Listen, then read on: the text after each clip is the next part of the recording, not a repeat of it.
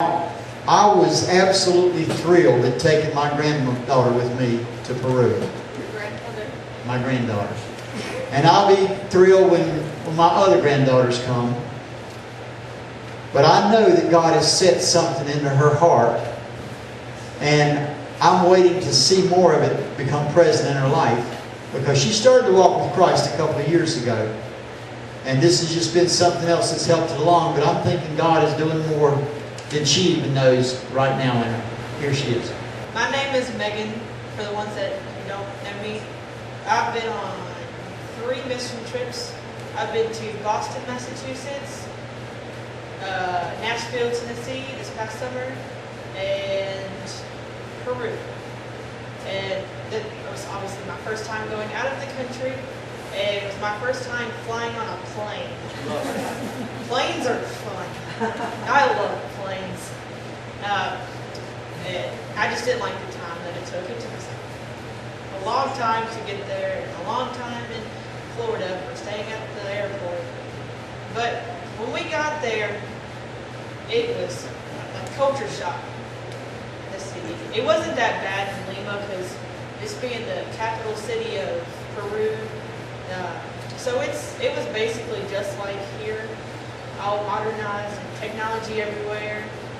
But then you travel 3 hours away to, I don't know how to say it,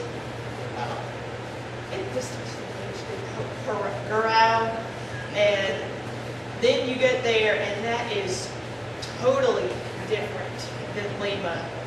Listen, you have smartphones here and in Lima, and you had flip phones in Garau. And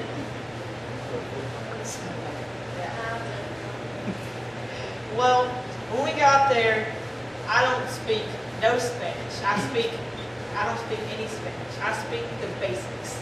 And I know how to say family members and small words of saying what I like and what I don't like, but that's about it.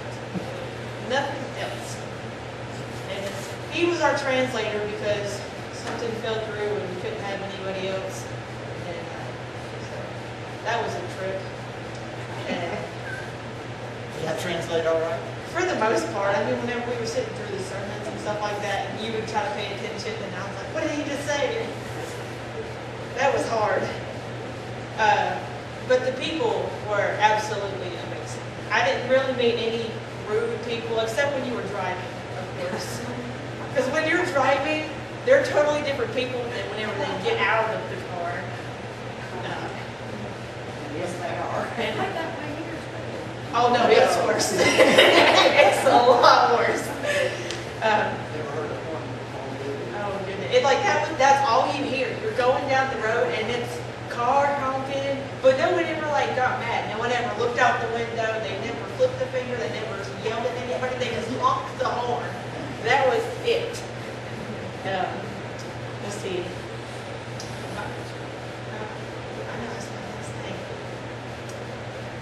One of the main transportations was this little motor taxi, or we call it a mixer because you get in there and you're shaking the whole time. But it was really fun. And we all 3 fit into a back that was this big. Half the time one of us was sitting on each other's laps, and we were just trying to get somewhere. That was really fun. It was just a motorcycle with a cage around it and a seat in the back, and it was this wide. It was shaking. And it was I was taller than it. They're not all the same, but everyone, I was taller than all of them. And then I was taller than the people. And everyone asked how old I was, and then he would say 15, and they're like, what? Are you serious? Because I was taller than full-grown males, full-grown females, and I'm just this is crazy. Let's see. I loved the food. The food is so much better than anything that you could ever eat here. It was fresh. It was real. It had no preservatives. It had no preservatives. It was No refrigeration. No, except for the cheese. Obviously, the cheese had to, well, somewhat refrigerated. The cheese was awesome. And I ate guinea pig. Oh, it was so good. Cooey. Well, everyone was like, "You, that's so gross." No, it is amazing. It was so juicy, but there was no meat on it. So what I did enjoy, it was really good. I had ceviche, which is another popular dish there, and I didn't really like that. It was seafood, and I usually like seafood, but I didn't like that. Oh, it was very fresh. It was really, really fresh. You walked out and your breath was like overpowering. Like, I could like breathe and eat. Like, don't. That was nasty. But we never, and Chinese food was really popular over there, but we never got to eat any of that. Oh, maracuyá. That's like a fruit that tasted like heaven. It's like, I don't even know how to explain it. It's like sweet and sour, and it looked like a lemon, sort of. And like, all you had to do was cut it up with a knife and like eat it out with a spoon. And they were like, Most people don't eat this kind. well, We did. we did. Most people don't. I- They usually mix it with water and sugar. We just ate it straight out of the fruit. For me, it's like eating all that. It was so good. We had like we had went to the fruit market and we bought a whole bag of them. And we took them back to the hotel and we borrowed a knife and a spoon from Elmer, which is the preacher over there. We borrowed a knife and a spoon from over there. And whenever we got hungry in the mornings, then we would shout on us some maracuyá or coffee. Coffee was amazing. It was so good. It was fresh. And it didn't taste bitter like ours.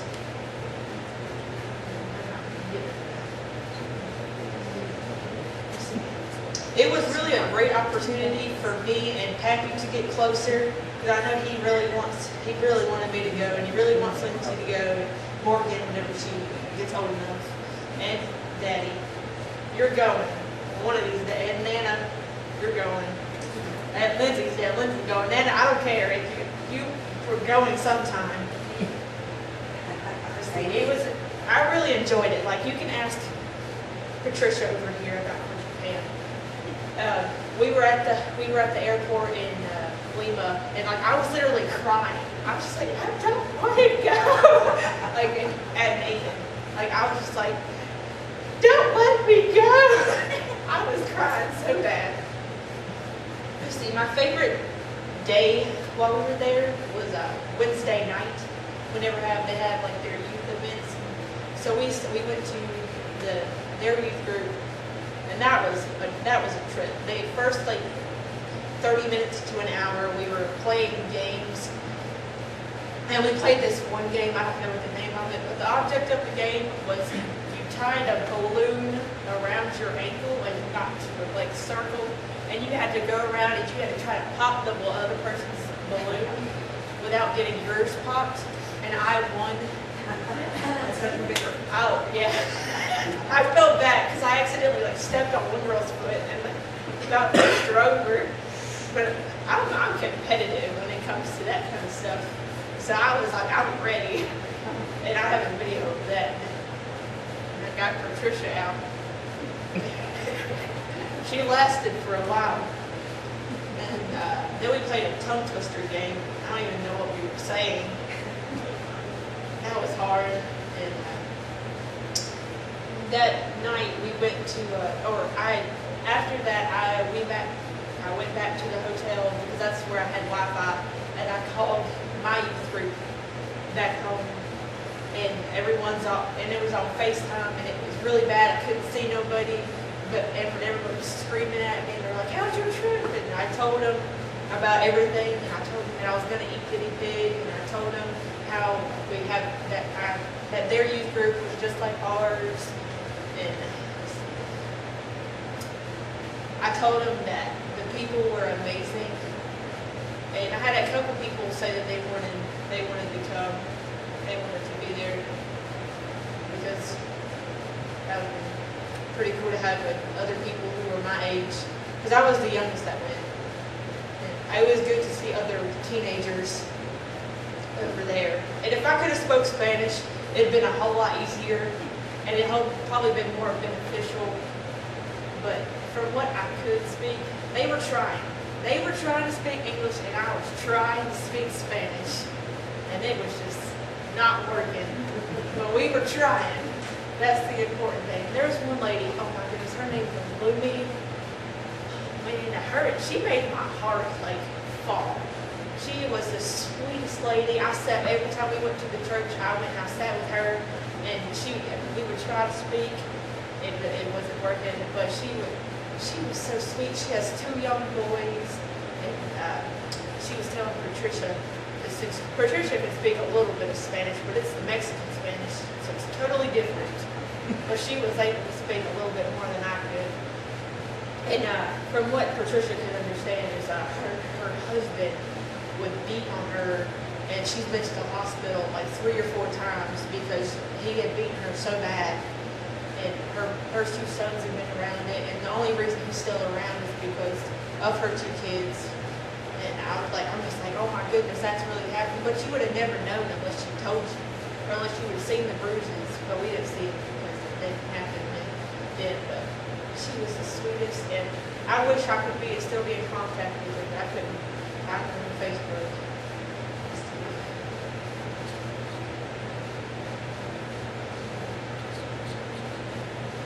Oh yeah, that night, Wednesday night, we went to one of the nest things that he was talking about, and this is where like a whole bunch of people from the church come to one of the houses, and they have a 3 or 4 nest, and that particular night we just went around and we just gave a whole bunch of our testimonies and we introduced ourselves, and I could understand Nathan. I was like trying, and then they had another like a lesson sort of, but I couldn't understand it. And then afterwards we had more food. Well, it was black corn juice that I really liked, but he didn't like, so I took his. And then we had popcorn. And I'm pretty sure you've heard a lot of stuff about Elmer and Maria from Pappy or Gary. And they are amazing. I love them. They're like really sweet. I can't wait to go back and see them because Maria's she's like a Spanish mama to me, because every time we went over there, she was just like, how are you doing? And they're trying to speak, they're learning to speak English a little bit. They got them Rosetta Stone, and they have a little son that they have me pray for them to have, and he has a whole bunch of English books to teach you the basics, sort of like what food is. Like we had rice and our roast, and she goes, rice, or chicken. She goes, chicken. It was really funny, but I liked how they were trying to learn. It makes me want to learn how to speak Spanish a whole lot better, because I was so used to, whenever it's a tradition, you go up and I don't know, but like you go up and hug them and kiss you on the cheek. I was so used to that whenever I came home and Nana and Rhonda picked us up, I went to go hug them and I was expecting them to kiss me on the cheek because I was so used to that, because you saw them, and when you met somebody, that was the first thing they did, and it was so cute when the little boys or the little girls came up, and like they would come up and you had to bend down, and that was just like my favorite thing. When I grow up, I either want to be a farmer or I want to work with teenagers or kids, because I love them. Even though I still ain't a teenager, I love little kids and I love teenagers. And let's see what that was saying. Oh, and while we were there, we went to one lady's house, and she was pregnant, or she is pregnant at the moment still. And she was having problems with her feet, blood pressure or blood sugar. I can't remember which one it was. Blood pressure. Yeah, she basically just had to stay in her bed all day because like her blood whatever you just said was up and down. But she was really sweet, and she was awesome. And we prayed for her. We stayed at her house for about 45 minutes. And they offered us tamales. I think that's what they were, and they were really good. I just loved the food. It was. I'm a food lover, and over there, the food. I didn't find anything that I didn't like really, except the seaweed steak. And She ate it. I tried to eat it. And then I said I was full, and I really wasn't. I just didn't want to hurt their feelings.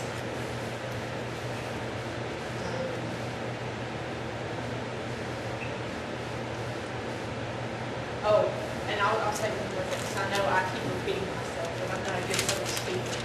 But the night that we were supposed to leave, we had gotten our plane schedule. We had printed it off before we left, and we read it wrong. We all did.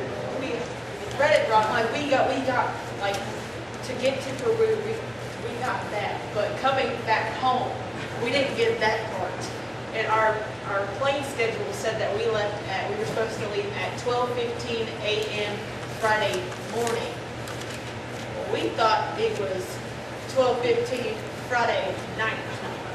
So we're at the hotel at 10 o'clock at night, and we're in the line to get our plane tickets, and then they're like, "You're not on this list."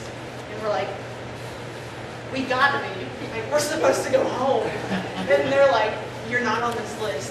And we're like, "Oh my goodness, we're gonna get She didn't stuck." want to go back. I didn't want to go back, but now that we were already away from Corral, and he wasn't with us because he had to preach that night. So I didn't have him. It was just me, Nathan, Patricia, and a preacher, preacher David and his wife. And so we had come to their house, so we had eaten. And we've been full. We had just eaten, and we're all ready to go for our flight back home. And they're like, "You're not on this list," and we're freaking out because we're like, "Well, we're here. We have to get home. How are we going to get home? We don't have any money." And then one of the managers came out who spoke English, and they're like, "English or Spanish?" We're like, "English, please." And then so he told us what had happened, and we're like, "Whoops, we read the schedule wrong." But they were able, after about an hour of just standing there, they were making phone calls. They were able to get us 2 seats. Well, they had said, "We can try and get you on this plane to Fort Lauderdale tonight, but we're not quite sure." So that's a little settling, but then you're still freaking out because you don't know if you're still going to have to stay in that hotel because you can't get on the plane. And you would have to stay in the hotel for all day because they only have one flight to Fort Lauderdale, and that's one each night. And so we were standing there, and I thank God because You prayed. You were happy. I was crying. I was like, "Oh my goodness, how are we gonna get home?" She was like, she was praying, and I'm just like, I was crying. I'm just like, "Oh goodness." And the man and the lady, they were working so hard to try to get us on this plane, and they ended up doing it. And the lady was like, "We can get you on this plane for sure if you pay us a fee of $50 each or $75 each." And we're like, "Okay, we got some money in Solis, we got some American money." And they're like, "No, it has to be in either Solis or American." We didn't have 75 each in Solis or in American. They're just like, "It's got to be one or the other." And I'm just like, "This is bad." So we got Nathan, we called him over, and he was able to go to the bank and get it. And when we came back, the lady was like, "Well, why are you here?" And we told her that we were on a mission trip, and she made some calls. And we're standing there with the money, and she says, "Well, this is what we're going to do. We're only going to charge you a total fee of $50 for the both of you to get on this plane." And we're like, Are you serious? Like, she goes, "Yeah, we're only going to charge you one fee." And we're like, I'm pretty sure Pat over here, she just stepped back. "Oh, thank you." We just like, thank you so much. Thank you. Don't know what this is doing, because Pat kept telling Nathan, "As soon as I get home, I promise I'll pay you back. I promise I will pay you back." And he only had to pay $50, and my stories, and I